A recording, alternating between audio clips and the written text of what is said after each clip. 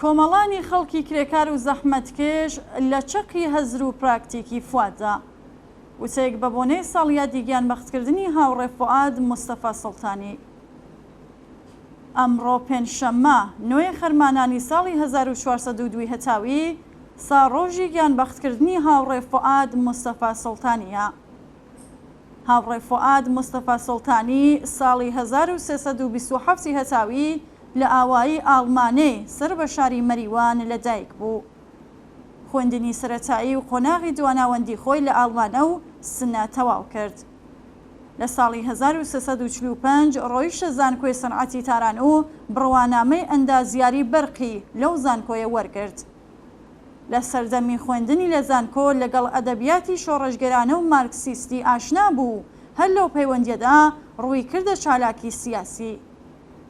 لە ساڵی 1348 لەگەڵ کۆمەڵێک لە هاوبیرانی تەشکیلاتێکی دامەزراند کە دواتر ناوی کۆمەڵەی لەسەردانرا.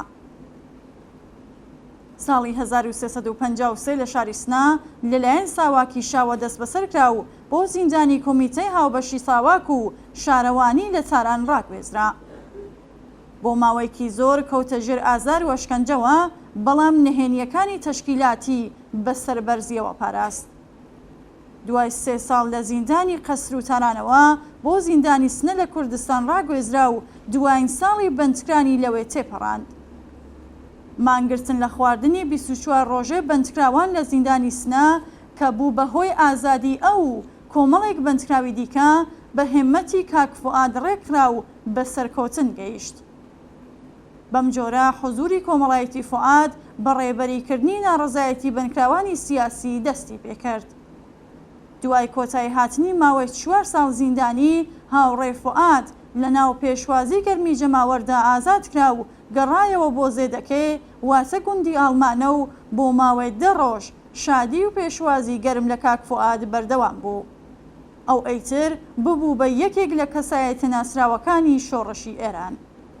ئەگەر تا پێش ئەوە فواد ڕێبەر و ڕێکخەری خەباتی نهێنی بوو، لەمە و بەدوا لێ هاتووی و تواناکانی لە بواری خەباتی کۆمەڵایەتی یەک لە دوای یەک پشکوتن.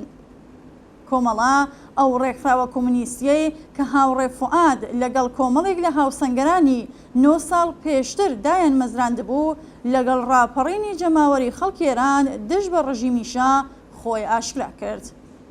ناوی فواد مستەفا سوڵتانی و کۆمەڵا لە ڕێبەری خەباتی سەردەمی ڕاپەڕینی 1357 لە بزوستنەوەی جەماوەری لە شاری سنە و پێکێنانی شۆرای شار لە شارە جۆراوجۆرەکانی کوردستان، لە کۆچی مێژووی خەڵکی شاری مەریوان، لە ڕێکخستنی یەکێتی جووتیاران، لە ڕێپێوانی بەرینی جەماوەری لە سنەوە بۆ مەریوان، لە پێکێنانی یەکەمین پۆلەکانی پێشمەرگەی کۆمەڵا، پێکێنانی جەمعیەتە دیموکراتیکەکان لە زۆربەی شارەکانی کوردستان و لە ڕێکخستنی مقاومەتی چەکدارانەی جەماوەری لە بەرامبەر هێرشی ڕژیم بۆ سەر کوردستان درەوشایەوە.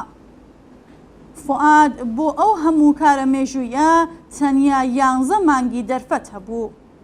لەگەڵ لەشکەرکێشی کۆماری ئیسلامی بۆ سەر کوردستان لە گەلاوێژی ساڵی 1358 هاوڕێ فواد دەستپێشخەری کاری ڕێکخستنی مقاومەتی شۆڕەشگەرانەی خەڵکی کوردستان بوو کە ڕۆژی 9 خەرمانانی هەمان ساڵ لە نەبەرد لەگەڵ هێزە داگیرکەرەکانی کۆماری ئیسلامی گیانی بەخت کرد. پێگیریکردنی بێڕاڕایی ئەوەی وا باوەڕی پێبوو لە خەسڵەتە بەرچاوەکانی کاک فواد بوو. لەو کاتەوە کە فواد هاتە گۆڕەپانی خەباتی سیاسیەوە لە زیندان و لە دەرەوەی زیندان بۆ ساتێکیش ئوقرێن نەگرت. ئەوەی کە کۆمەڵا لە ماوەیەکی کووردا پاژاشکرابوونی چالاکیەکانی لە ڕێکخراوێکی نهێنیەوە بوو بە ڕێکخراوێکی جەماوەری سەرتاسەری خاوەن هەڵوێستی ڕادیکاڵ و پێشڕۆ لە کوردستان و پانتایی چالاکیەکانی تاران و تەورێز و چەند شاری دیکەی ئێرانیشی گرتەوە تا ڕادەیەکی زۆر بە هێمەتی ڕێبەری کاک فواد بوو.